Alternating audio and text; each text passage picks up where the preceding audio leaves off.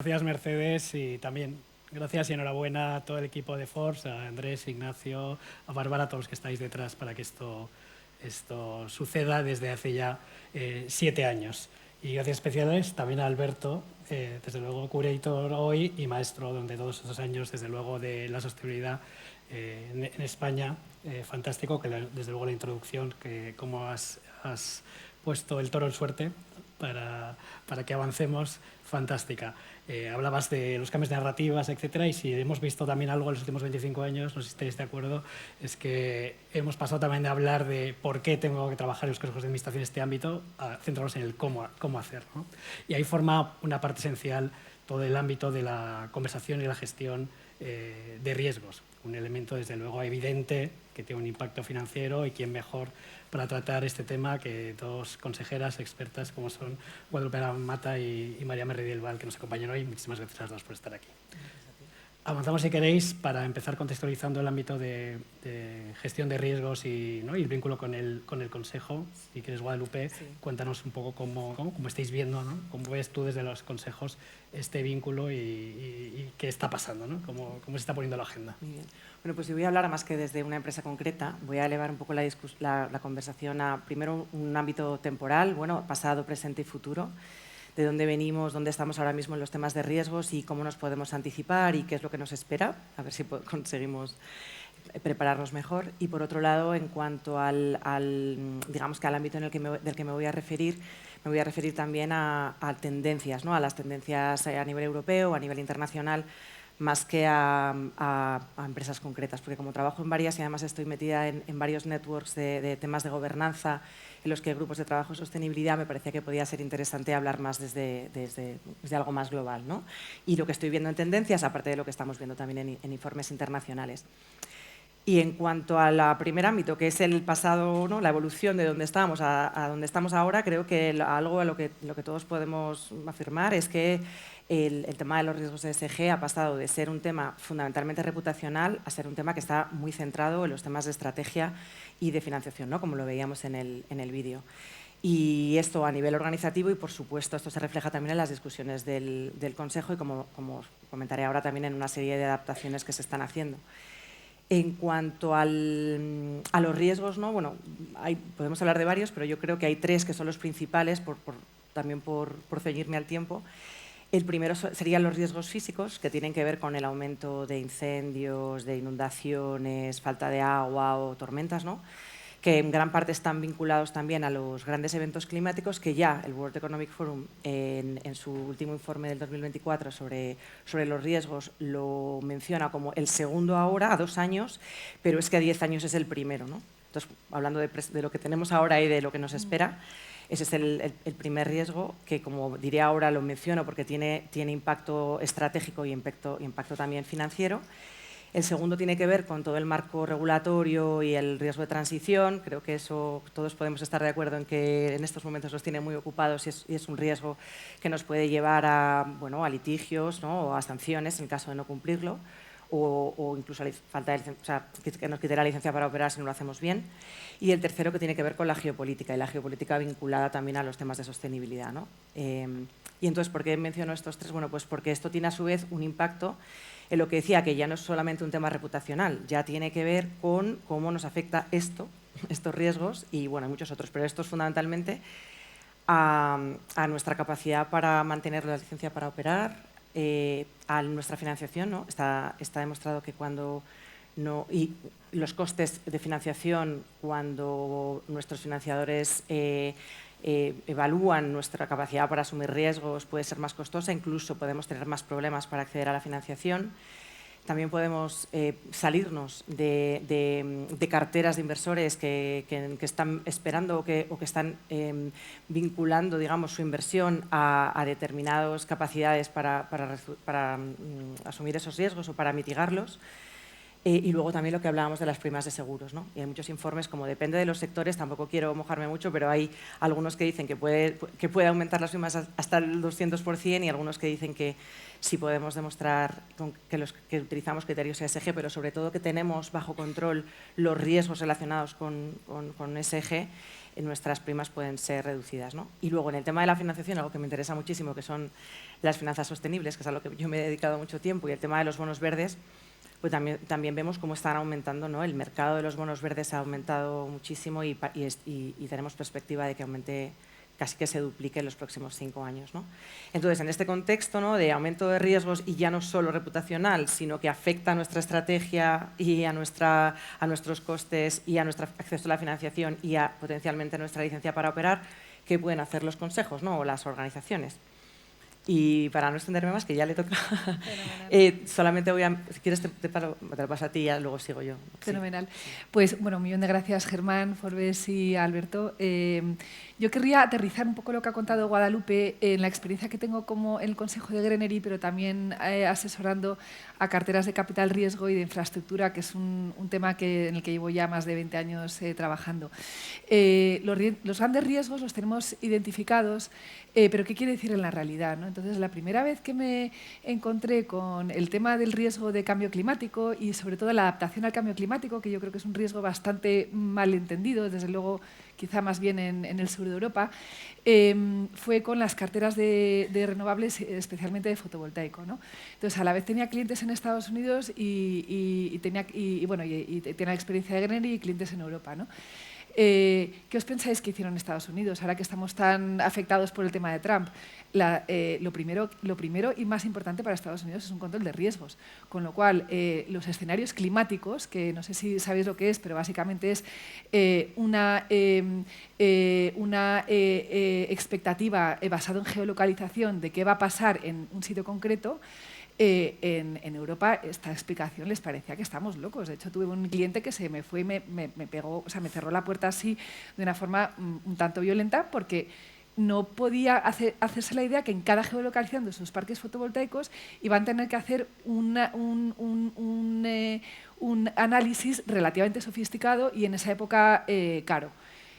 Cuando hablaba con mi cliente de Estados Unidos me decía que por supuesto que lo tenían hecho desde hacía muchísimos años, no 2 o 3, desde hacía 25 años y que se encargaba de eso las compañías de seguros, sus asesores de seguros. Con lo cual, aquí no estamos hablando de te lo crees o no te lo crees, o crees en el cambio climático. No, estamos hablando de un tema de un riesgo que ocurre y que tiene consecuencias. Entonces, sí que vivimos, en concreto en Finomena, un retraso en una obra que causó unas penalizaciones y unas provisiones en la cuenta de resultados que tuvieron una consecuencia durante bastantes años, y esto todo es información pública. El año pasado, nosotros utilizamos a HASA, que está relativamente especializado en seguros climáticos y de renovables, y estuvieron todo el verano trabajando porque había caído granizo encima de plantas, igual que ha caído hace 2 semanas y sigue cayendo, ¿no? Entonces, estos son ejemplos donde en el consejo, cuando tienes una matriz de riesgos, yo llegué hace 4 años, lo primero que dije, ¿dónde están los riesgos de cambio climático? ¿Dónde están los de adaptación de cambio climático que se entienden mal?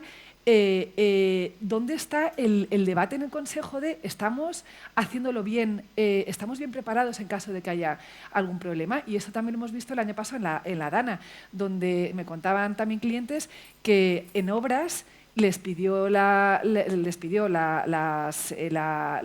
autoridades los camiones para ayudar en la DANA, con lo cual todas las obras de Valencia se pararon durante bastante tiempo para ayudar a la DANA. Entonces, todo esto es adaptación a cambio climático. ¿Cómo le llamamos a la matriz de riesgo? Hay una matriz de riesgos de sostenibilidad. ¿Permea a la matriz de riesgos de la compañía? ¿Quién es el responsable de riesgos? ¿Cómo se gestionan esos riesgos?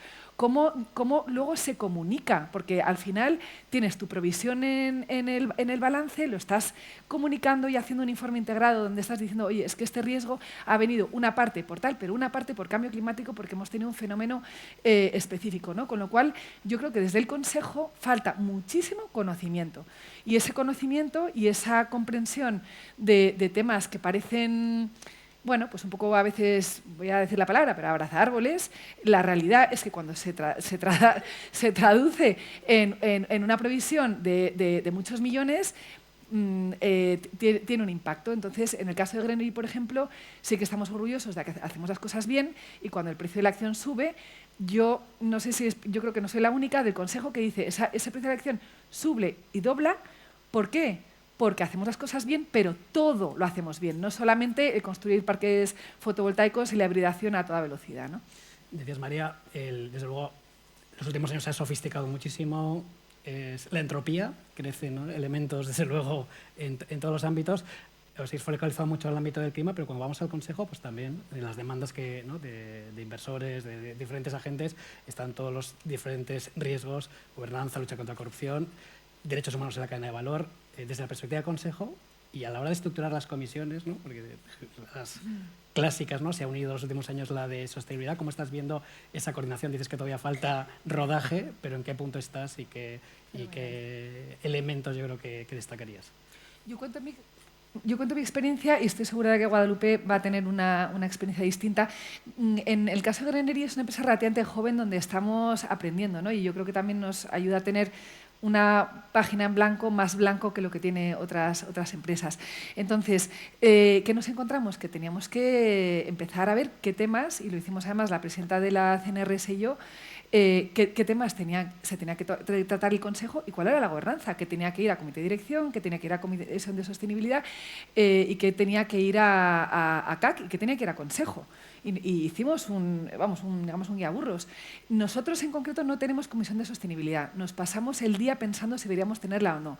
La realidad es que cuando revisamos, normalmente el informe de sostenibilidad es el gran hito, este año más con toda la complejidad que ha traído la CSRD no aprobada y toda esa incertidumbre, pero cada vez que en CNRS pensamos o tenemos una opinión sobre un punto concreto, no podemos dejar de pensar que esto tiene que ir a la CAC, con lo cual yo creo que hemos hecho lo que ha hecho mucha gente, que es reuniones conjuntas, pero siempre acabas enterándote de la agenda de la CAC, donde hay un punto de sostenibilidad en el cual la CNRS tendría que, pues por lo menos estar informada, ¿no? Con lo cual yo creo que hay esa complejidad.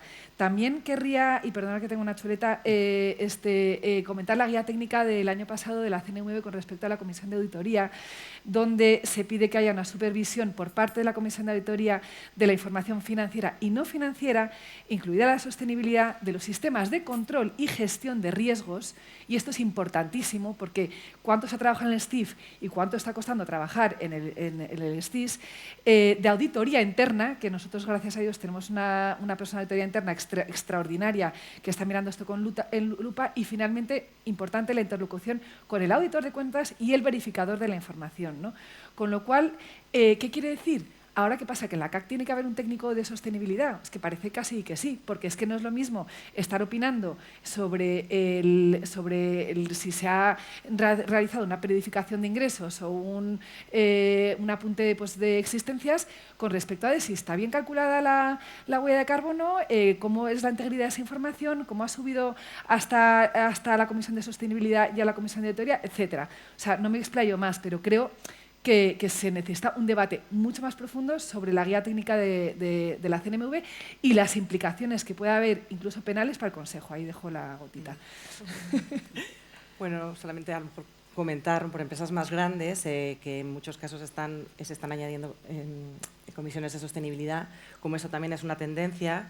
En España hay como un 60% en el IBEX 35, aunque he visto distintos datos porque depende si hay una comisión o una subcomisión. A nivel europeo hay algunos menos y a nivel estadounidense hay como un 20 y tantos % todavía de empresas que tienen comisión de sostenibilidad. Pero como dices tú, lo importante no es eso, lo importante es haber identificado cuáles son los riesgos y poderlos distribuir entre las distintas comisiones. Y en nuestro caso, en varias de las compañías en las que estoy, efectivamente, tanto la Comisión de Auditoría como la CNR tienen en su agenda temas relacionados con los riesgos de ESG. Está todo muy bien coordinado, o sea, la idea es coordinar y además discutirlo en paralelo, pero después también tener reuniones en las que con los presidentes de las comisiones, por ejemplo, se puedan discutir cómo se ha visto algunos de los riesgos que tienen más que ver con auditoría o con el mapa de riesgos, por ejemplo, pero la CNR también se puede ver hasta qué punto, por ejemplo, hay los objetivos del CEO, ¿no?, o del equipo directivo está alineado con la mitigación de ese tipo de riesgos, o, por ejemplo, hasta qué punto hay una formación y los empleados conocen bien este tipo de riesgos y si se puede mejorar. O sea, está todo tan interconectado, ¿no? Hablamos ahora de las crisis, estas policrisis, pues yo creo que ahora entre la ciberseguridad, la geopolítica y los riesgos más relacionados, como dices tú, en auditoría, el aumento de la necesidad de cubrir nuevas regulaciones y adaptarse, creo que esa coordinación es esencial y, bueno, dos best practices. Una es esa reunión entre los... O sea, primero, agendar bien los temas y poderlos asignar.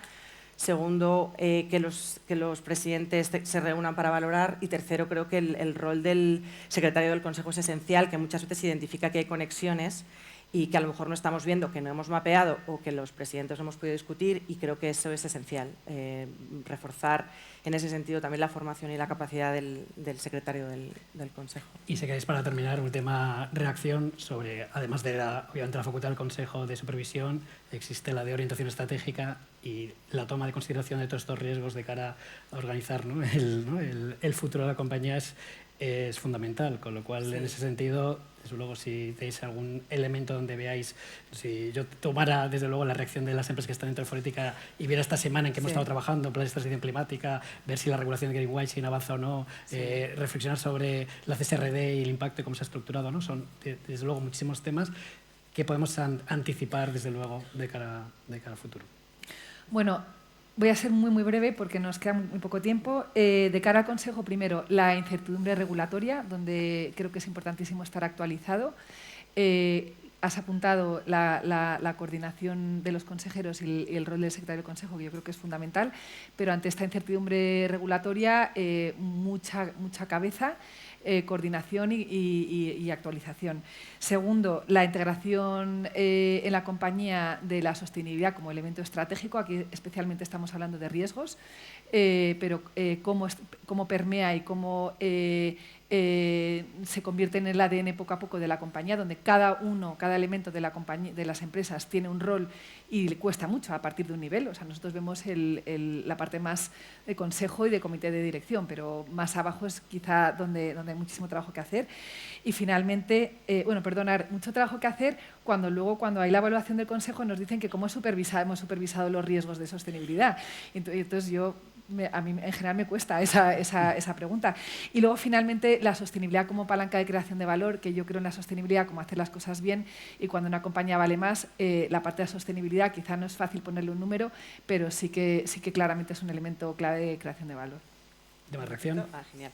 Pues, a ver, yo veo dos temas. Uno que me tiene totalmente fascinada, que es sobre todo el tema del foresight y la anticipación, el aprender a leer las tendencias, el ver cómo lo podemos